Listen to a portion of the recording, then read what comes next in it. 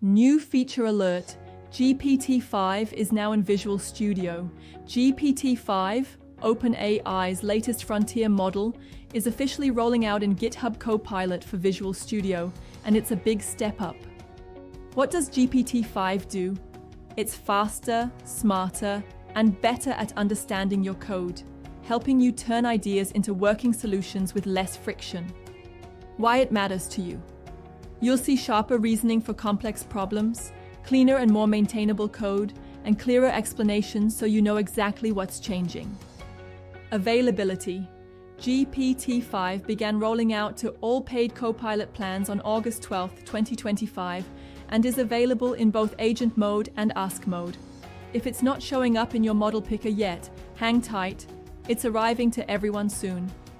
For Copilot Enterprise and business users, your admin just needs to switch on the GPT-5 policy in settings, and you'll be able to pick it right inside Visual Studio.